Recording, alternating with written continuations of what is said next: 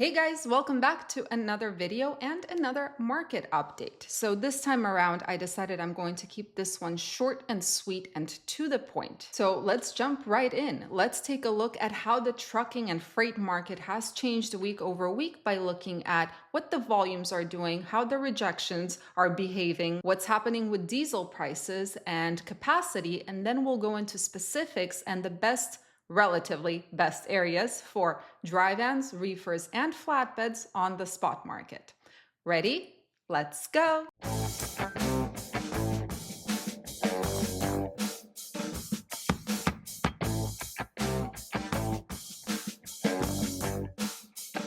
All right, as always, we start by looking at what is the net change in carrier population. How many carriers net did we gain or lose over a span of 1 week? So as of last week, we lost 236 carriers net. This is after the previous week we saw an actual increase in carriers net. Next, we take a look at the spot versus contract rates. Now, as a reminder, the dark blue line shows us 2024. The light blue shows us last year. This data is about 2 weeks behind, but we get a sense of how much more do contract carriers actually get paid than those spot carriers.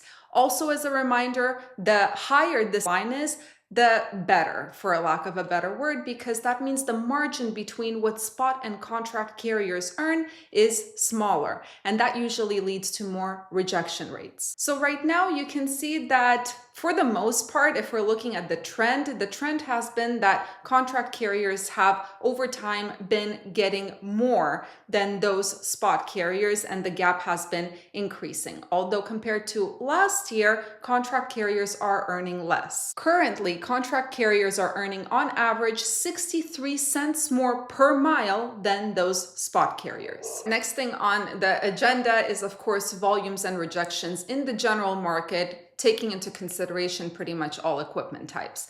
The top chart is volume, the bottom chart is rejection, dark blue is this year, light blue is last year.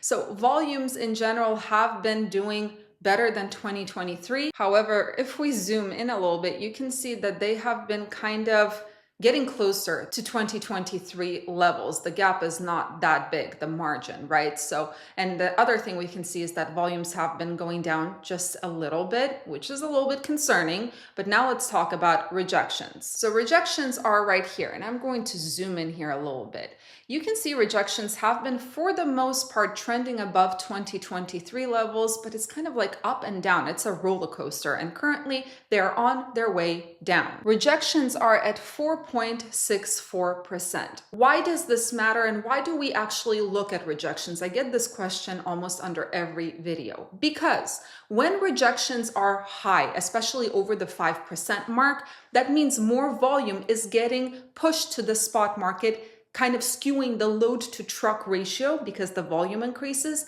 to the carrier's favor. So when rejections are high, that's when the rates start going up usually. All right, last but not least, we have our diesel prices according to actual truck stops. So if we look right here, we can see diesel prices have been on their way down, although there was a small uptick just a few days ago. And currently diesel prices are around the $3.63 per gallon mark. Now let's jump straight into the spot market looking at specific equipment, starting with dry vans. This data that I show here is all by FTR Intel, and it shows us spot market conditions. So rates. The average rate per mile for dry vans on the load board has decreased by 3 cents per mile week over week. That is 6% less than it was this time last year and 17% less over the 5-year average. Now, volumes for dry vans on the spot market actually increased week over week by 0.4%. But compared to last year, volumes for dry vans are 29% lower right now than last year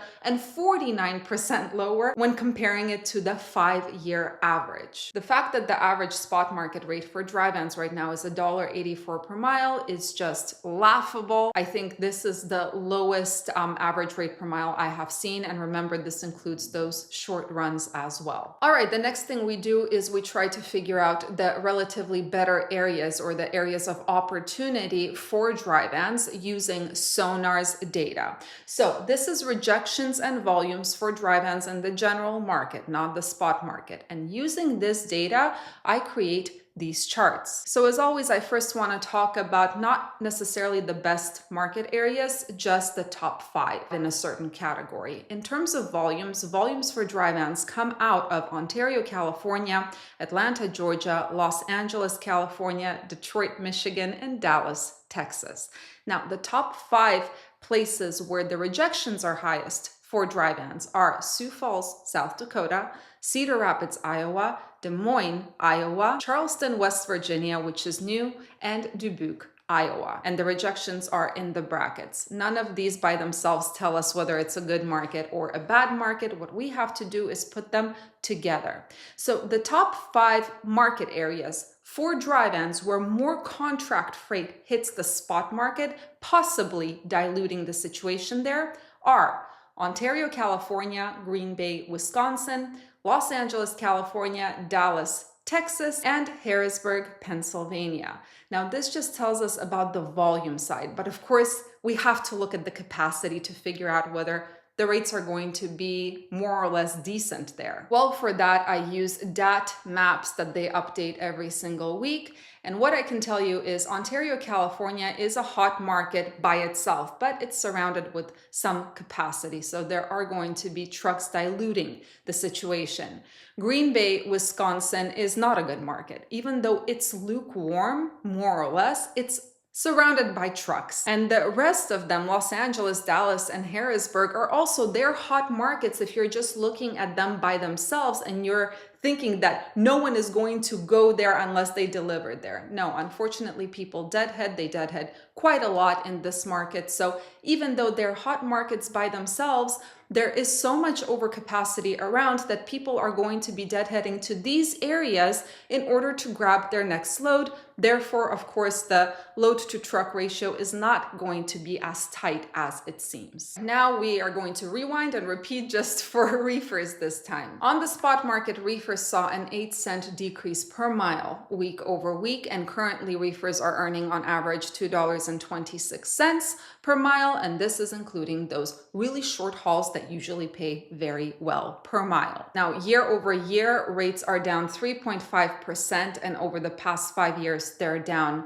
13%. Now, if we take a look at volumes, week over week, reefer volumes on the spot market went down by almost 9%, and that's 9% lower than it was this time last year, and 40% lower the volumes compared to the 5-year average. Again, to figure out the relatively better market, or try to figure out the relatively better markets for reefers, we take a look at Sonar's chart, and then we look at the data. So top 5 for reefers when it comes to the general market volumes.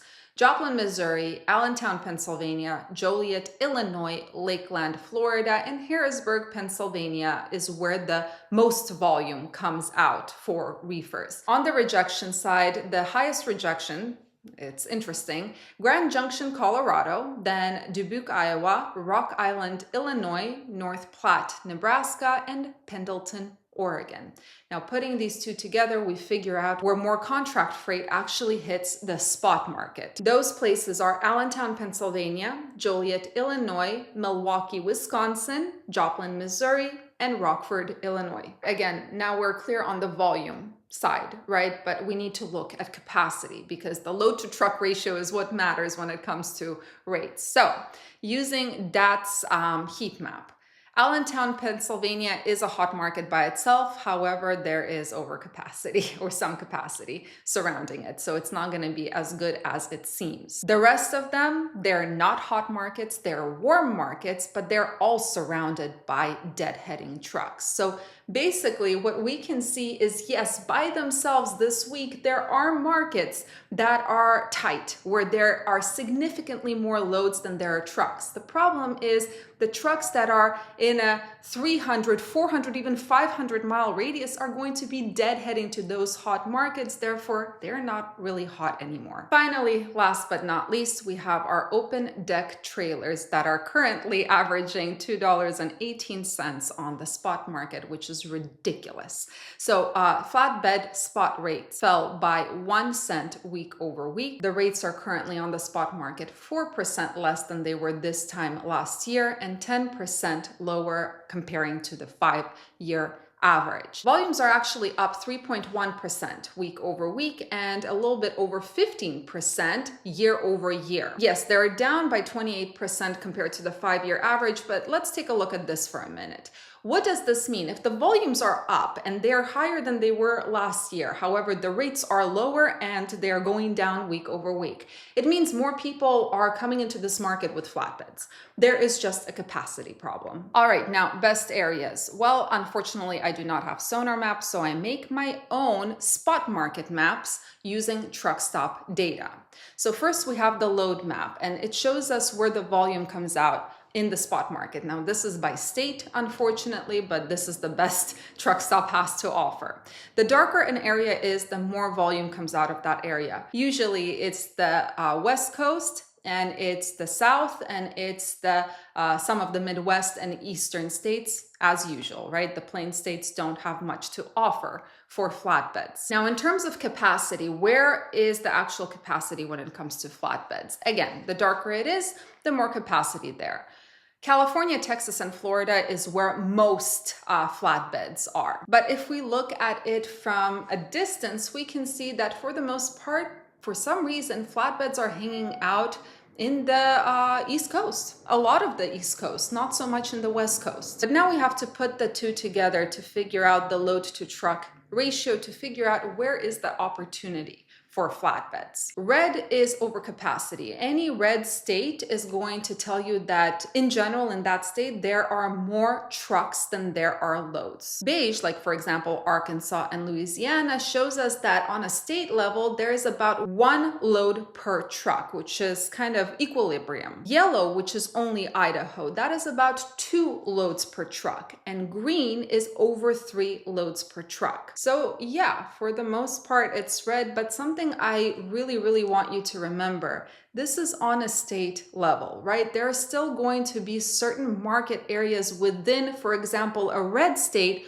where you can get a more or less decent rate. This is just taking averages. If I find a way to break it down to a market level, I will, but for now, unfortunately, I have to stick to the state averages. So as I said before, I'm keeping this one short and sweet, so I'm not going to be offering any of my opinions on this week. And the reason for that is because you guys have heard it all before. Nothing has really changed. Yeah, we celebrate small wins here and there, but for the most part, it's been more of the same. So there is no real teaching moment that I can share with you guys, at least not this week. So I'm wishing you guys a profitable end to your week. Stay safe, stay healthy, and keep learning. See you in the next video.